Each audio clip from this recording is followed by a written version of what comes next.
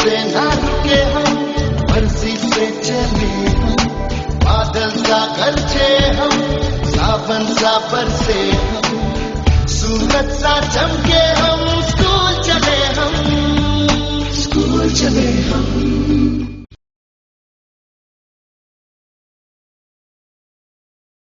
Good morning students, today we are using second session. तो आज का जो सेशन है that is describing learning technologies की what is the learning technologies क्या है। तो लर्निंग का मीनिंग क्या होता है कि जैसे जब भी आप कोई भी चीज़ सीखते हैं तो अलग अलग प्रोसेस के थ्रू कोई भी चीज़ सीखी जाती है, तो दैट इज़ कॉल्ड लर्निंग। इसमें अलग अलग लर्निंग के 7 डिफरेंट स्टाइल्स हैं जिसके बारे में आज हम डिस्कशंस करेंगे। तो पहला पॉइंट है विजुअल। विजुअल लर्निंग क्या है? बेसिकली विजुअल लर्निंग में क्या होता है कि हमें चीज़ें दिखाई देती हैं, that is depend on our interest, कि आपकी इंटरेस्ट के ऊपर डिपेंड करता है कि हम क्या चीज़ करना चाहते हैं। जैसे कि लाइक इसमें जैसे एग्जांपल दे दीजिए, कैरियर इंजीनियर है, आर्किटेक्ट है, या कोई डिज़ाइन बनाना चाहते हैं, तो आपके पास जो इफेक्ट यूज होंगे that is the visual learner के रूप में यूज होंगे। तो दूसरा जो पॉइंट है basically that is the auditing musical learner.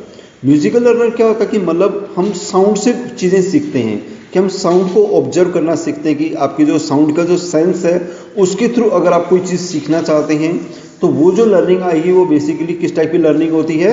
Musical learner के रूप में यूज़ होती है, जिसमें हम किसी भी साउंड को आइडेंटिफाई करना या साउंड के थ्रू चीज़ों को यूज़ करना सीखते हैं। थर्ड वन है वर्बल। वर्बल क्या है? लर्निंग की किसी साइलेंट लर्नर जिन शब्दों के साथ काम करता है, जैसे कि कोई भी सूचना लिखी या बोली गई है तो वह सिर्फ शब्दों को देखकर या सुनकर याद कर लेते हैं। उदाहरण के रूप में एक बहरा आदमी सिंबल और साइन के साथ जल्दी सीख जाता है।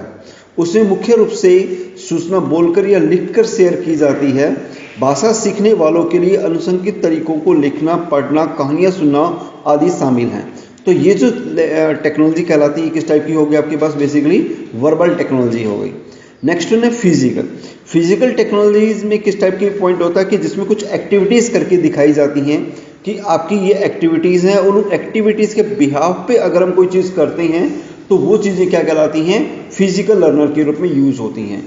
नेक्स्ट वन है mathematical, logical, mathematical. Logical mathematical में क्या होता है कि कोई भी जैसे कैलकुलेशंस यूज़ किया जाता है, कि जैसे संख्याओं के बारे में बताया जाता है कि ये हमारी कुछ संख्याएं हैं, इनको आपको कंपेयर करना है, या जो भी चीज़ आपको कैलकुलेट करनी है, कुछ भी करना है, तो वो जो पैटर्न कहलाता है that is basis on the logical learner के रूप में यूज़ होता है।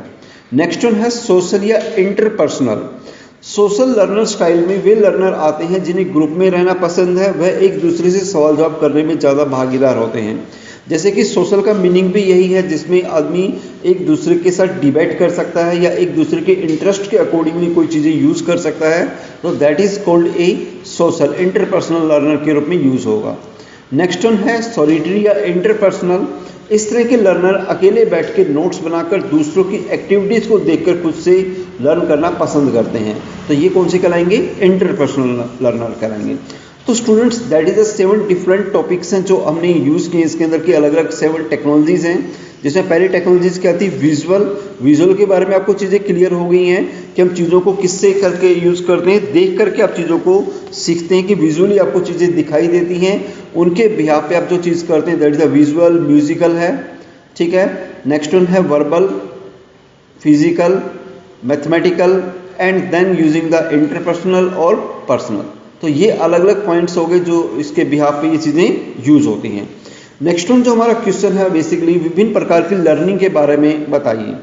तो अलग अलग तरह की लर्निंग होती है, जैसे फर्स्ट वन है मोटर लर्निंग या स्किल लर्निंग।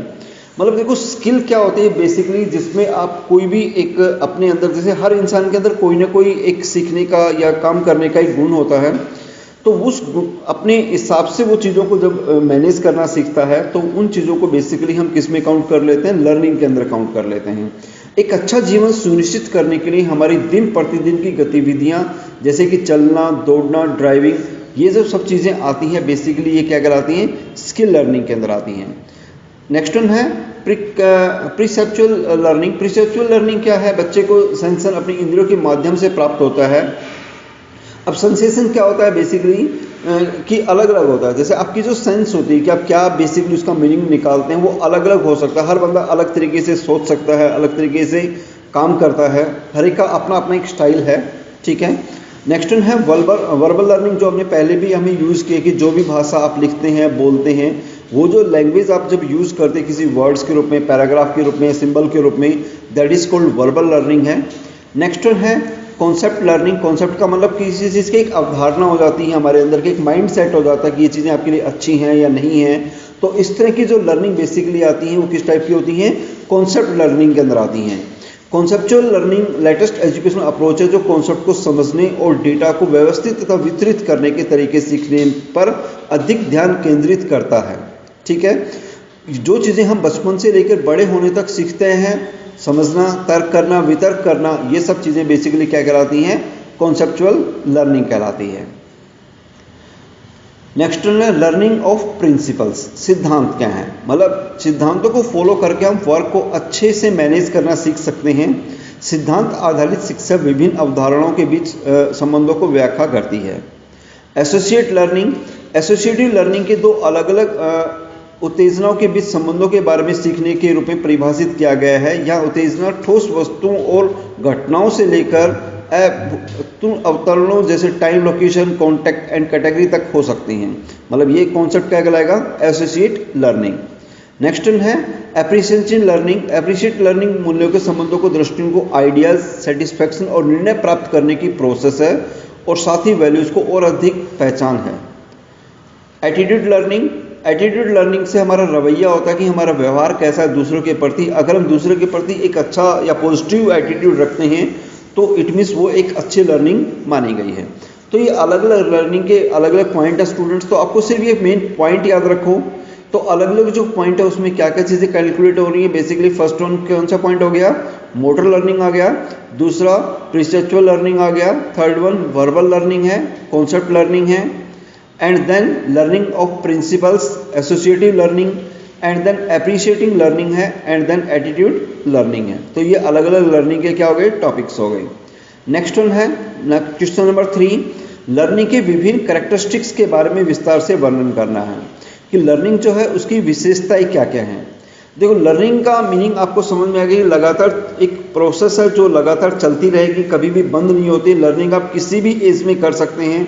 हम बचपन से लेके मतलब लास्ट तक एज तक, जब तक मर नहीं जाते हैं, जब तक कुछ ना कुछ लगातार हर रोज़ नया सीख रहे हैं। तो ये जो चीज़ें नई आपको डेली बेसिस पे सीख रही है, all the part of learning है। मतलब लर्निंग का मतलब ये नहीं होता कि खाली आप बुक्स पढ़ते हैं, ठीक है। लर्निंग का मतलब वो सारी प्रोसेस है जो आप अपनी लाइफ को स्पेंड करते हैं, कहीं गए हुए हैं तो वहाँ के एक्सपीरियंस को नोट करना, all that is the part of learning. Learning एक कंटिन्यूस प्रोसेस है। इस चीज़ क्लियर होगी कि लर्निंग हमारे पास लगातार चलने वाली एक क्रिया है जो हमारे जन्म से लेकर स्टार्ट हो जाती है और मृत्यु तक हमारे साथ रहेगी। नेक्स्ट वन है learning is a change in behaviour, कि लर्निंग से हमारे किस में चेंज होता है, हमारे बिहेवियर में चेंज हो जाता है। अगर आप मान लो किसी व्यक्ति के साथ जैसा बिहेवियर करते हैं, लेकिन अगर आप चीज़ों को सीखते हैं तो सीखने का मतलब होता है कि हमारा उस व्यक्ति के प्रति हमारा जो नज़रिया है, देखने का जो तरीका है, वो क्या हो जाएगा, पूरी तरीके से चेंज हो जाएगा। लर्निंग इज एडेप्शन, लर्निंग सीखना अनुकूल है। मतलब बेसिकली पॉइंट क्या है कि लर्निंग का मतलब ये है कि आपको हर रोज़ कुछ न कुछ नई चीज़ें सीखनी है और एक ऐसा माहौल पैदा करना है समाज के अंदर कि जो समाज हो जल्दी से आपके अकॉर्डिंगली चलना स्टार्ट कर दे। Next one learning is universal, ठीक है। लर्निंग क्या है, सार्वभौमिक है। लर्निंग एक यूनिवर्सल प्रोसेस है, ये केवल व्यक्तियों से नहीं बल्कि सभी जीव जंतुओं और प्राणियों में भी होता है। सीखने में कोई निश्चित स्थान या अवस्था नहीं होती, बल्कि मानव प्रत्येक, जैसे परिवार, विद्यालय, पड़ोस, रेलवे स्टेशन, बाजार आदि सब जगह कुछ ना कुछ क्या करेगा, बेसिकली सीखता है। तो लर्निंग एक कैसी प्रोसेस होगी, एक यूनिवर्सल प्रोसेस है।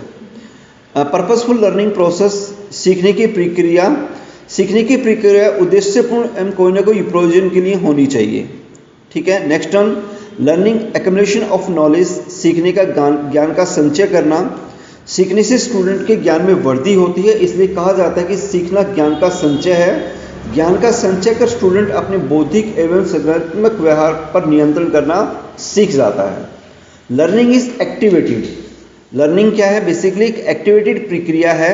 सीखना निजी प्रक्रियाओं नहीं है बल्कि एक एक्टिव प्रोसेस है।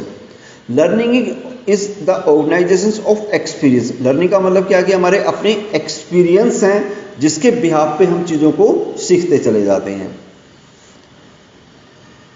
ठीक है। Next one, learning is a mental development. Learning जब भी हम करते हैं तो हमारा मानसिक जो है विकास होगा। अगर हम चीज़ों को अच्छे से सीखते चले जाते हैं तो चीज़ें हमारे माइंड में बैठने लग जाती हैं और उससे हमारा दिमाग जो है वो उसके अकॉर्डिंगली क्या होता है, विकसित होना स्टार्ट हो जाता है।